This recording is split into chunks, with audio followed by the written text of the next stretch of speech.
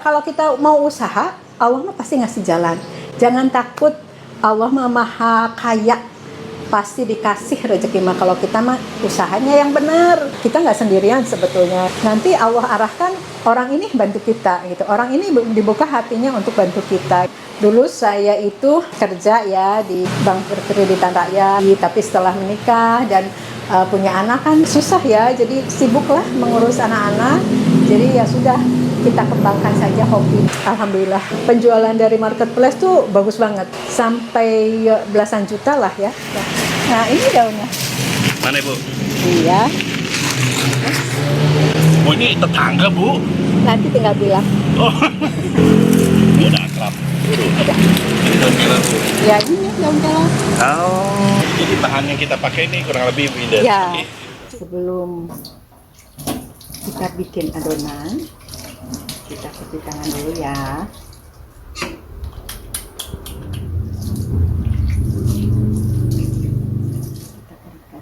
Nah ini mau buat apa nih Bu? Nah, kita mau bikin rotinya dulu ya. Jadi bubuk daun kelornya kita bikin bubuk. Oh gitu. Di angin-angin kalau dikena matahari dia nggak akan sehijau ini warnanya. Ini kan hijaunya bagus ya. Betul. Jadi warna daun kelornya tuh tetap ada gitu ya, tetap stabil ya. Kayak gitu. Ya, kayak gitu ya. Ini komposisinya apa Bu?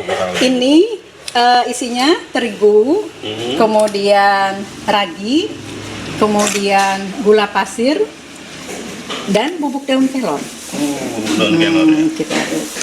Kita masukin ya ke mesin CDI ya untuk dikocok. Tambahin telur. Telurnya pakai berapa Bu? Nah ini satu aja. Oh satu aja. Terus tambah susu ya. Susu ya. Susu tapi sedikit dulu. Kita lihat dulu.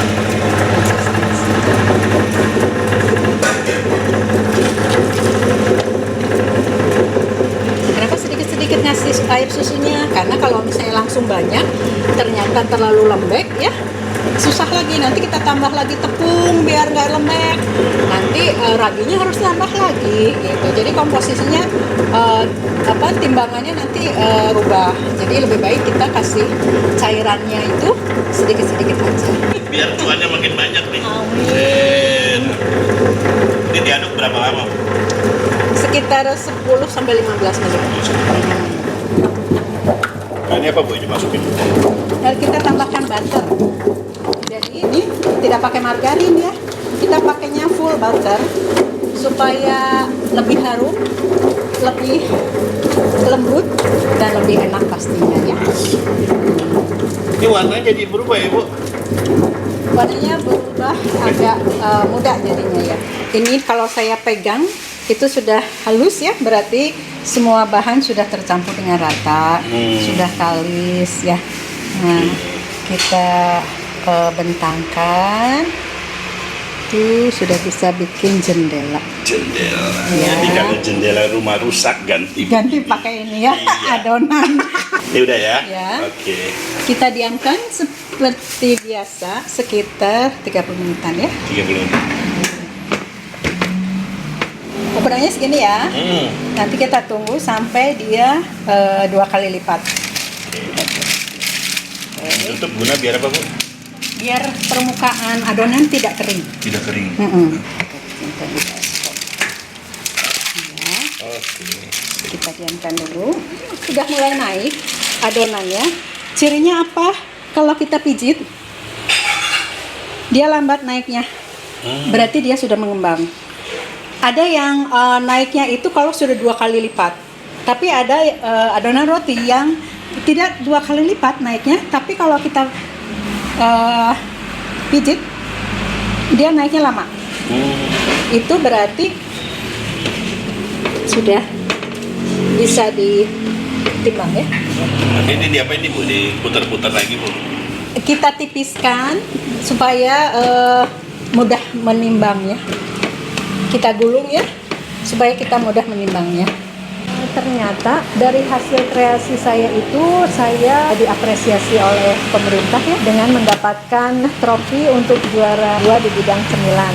di UKM Pangan Award. Tadinya saya pikir, saya kan cuma jualan biasa. Sesuatu hal yang biasa untuk saya, ternyata itu punya nilai yang lebih juga gitu ya.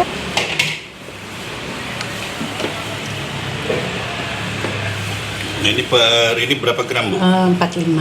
45 ya.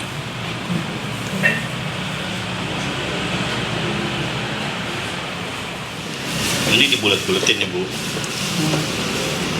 Dia teksturnya lebih padat, jadi menggulungnya juga tidak mudah berat adonannya ini.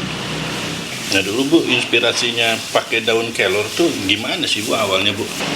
Jadi kan waktu tahun 2018 ya, itu lagi tren daun kelor.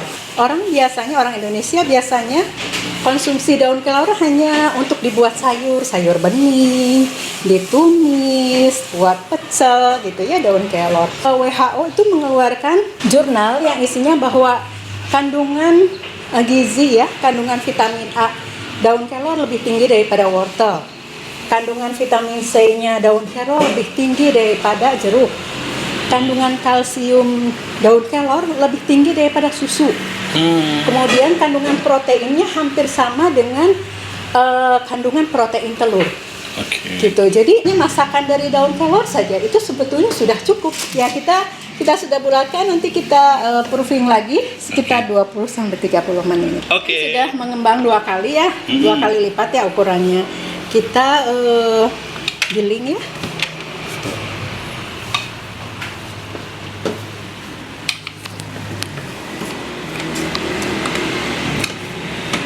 Oh, digiling lagi Bu ya.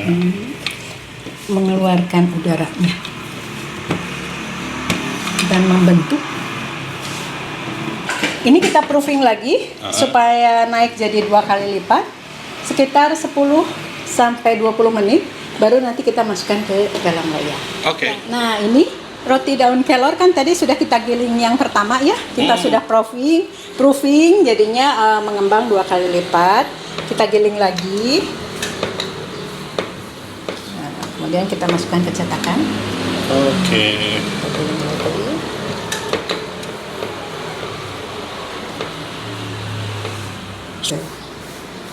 Ini jadi dimasukin ke loyang ya Bu?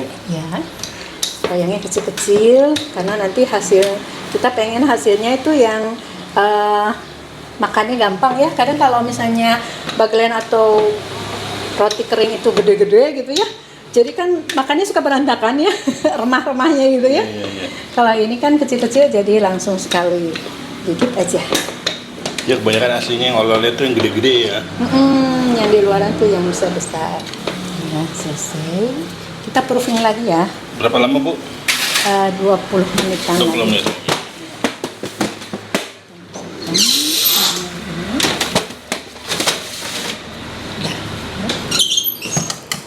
Sudah setengah naik ya. Kita oles dengan telur. Kuning telur aja Bu? Enggak, telur utuh ditambah susu cair supaya menculat. Wijen hitam dan wijen putih. Oh ini wijen hitam, wijen putih. Ya, dan kita proofing lagi sampai naik melebihi cetakannya ya. Nah, ini sudah ngembang ya roti daun kelornya. Kemudian suhu ovennya juga sudah 200 derajat. Kita masukkan.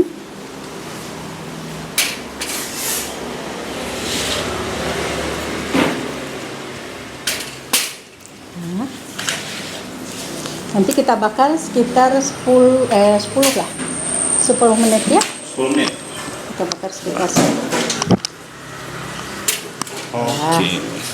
Berarti tiap hari ini ovennya nyala ya Bu ya? Ya, insya Allah nyala. Amin, Ya. amin. Jadi kita bakar roti kelor ya. Nah, sudah matang. Wah, udah matang itu. Akhirnya setelah berjam-jam saya bertamu di rumah Ibu. Jadi juga. Kalau sudah begini, kita tunggu agak dingin dulu. Nanti baru kita keluarkan dari loyangnya. kita diamkan semalaman supaya kadar airnya turun.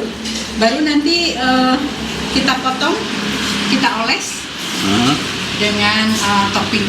Oke, jadi tunggu semalaman ya? Iya, tunggu semalaman. Iya. Roti daun kelor setelah matang itu tidak bisa langsung diiris dan dioles. Dia harus diamkan dulu selama kurang lebih semalaman lah, supaya kadar airnya turun. Oke. Karena kalau misalnya langsung dipotong dan dioles, dia susah kering karena kadar airnya terlalu tinggi. Jadi ini setelah proses pengovenan ya? Ya, setelah rotinya di oven dibakar, ini jadi roti seperti ini. Kemudian kita diamkan dulu supaya kadar airnya turun selama semalaman, baru kita potong-potong, Jadinya seperti kayak potong-potong seperti ini, Oke. dan kita oles. Oke, nah ini oles rasa apa ini yang ini? Ini original. Oh, ini original. Jadi krimnya itu full butter juga. Oke. Full butter ditambah bubuk daun kelor kalau yang rasa original. Oh gitu. Ya, bubuk daun kelor ini kita masukkan ke sini. Kalau yang keju itu butter krimnya ditambah dengan parutan keju. Parutan keju. Nah, ini ngoles yang apa nih Mbak ini? Keju. Yang keju. Enak dimakan pakai krim sup nanti. Wah, jadi kayak krutong ya? Iya. Wah, mantap. Nanti mau bikin krim supnya.